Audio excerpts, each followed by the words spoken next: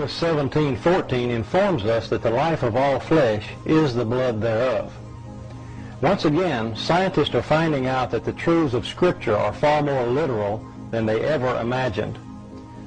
One evening, Mary Nell Wyatt asked me to take a look at some material from a burial cave to see if these tiny particles were present. Without my knowledge, one of the samples was actually the blood sample that Ron had taken from the Ark of the Covenant dig. Okay, Mary Nell's going to take the sample and mix it with sterile water.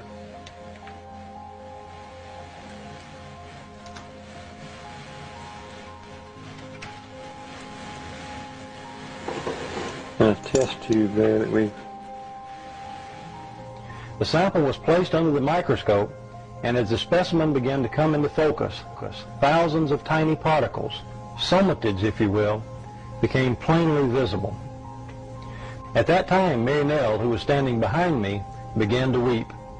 As I turned around and saw the expression on her face, I realized immediately that the sample we were looking at was actually the sample that Ron had found to be the blood of Christ. Dried blood is dead blood. Everybody knows that, all right? They can test the blood of the pharaohs, the mummies of the pharaohs, all right? There's certain things they can do that cannot get a chromosome count by any method I'm familiar with, all right? Things keep changing. I don't profess to know everything.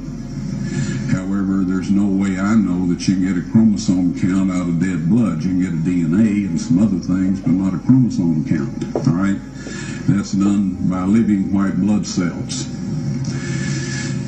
Now then, first of all, in this analysis, I took the blood into a laboratory in Israel. I asked one of the people I work with in antiquities, where is a good laboratory that does reliable work?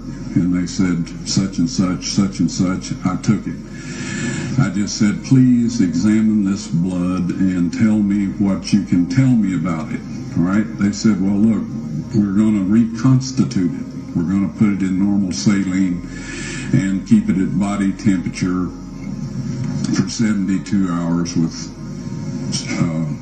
gentle swirling. All right? That's their business. That's great. I said, now I want to be there when you check it out. They said, so I was back. They checked it out. I said, now, they said it's human blood. We can tell that. They did whatever tests they need to do. And then I said, take some of the white blood cells and put them in a growth medium and keep them at body temperature for 48 hours. And they said, well, that'll do no good because it's dead blood. I said, would you please do that for me? And they said, okay, we'll do it. So anyway, I said, I want to be there when you take it out and examine it. So I was back there. They took it out, examined it under a microscope, and the one technician called the other one over there, and then they called the boss over there, and they were talking Hebrew a mile a minute there for a little bit, and they looked at me and they said, Mr. Wyatt, this human blood only has 24 chromosomes in it. Everybody else has 46. You see, 23 from your mother, 23 from your father, 22 autosomes from your mother, 22 autosomes from your father.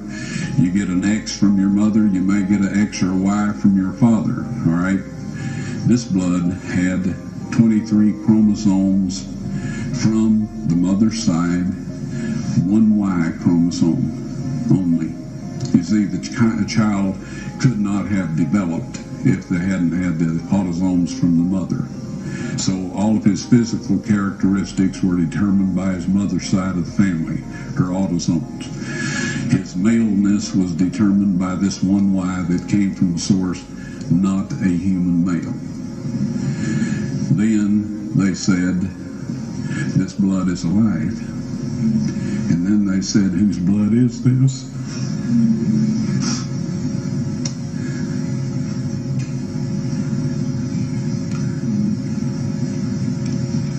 I said, it's the blood of your Messiah.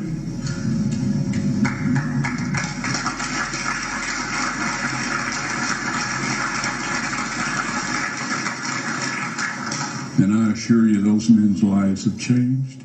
Later, Ron Wyatt would confirm that this was the Ark of the Covenant and that the blood on the mercy seat was from someone who had only one human parent. There were no paternal chromosomes except for one Y chromosome.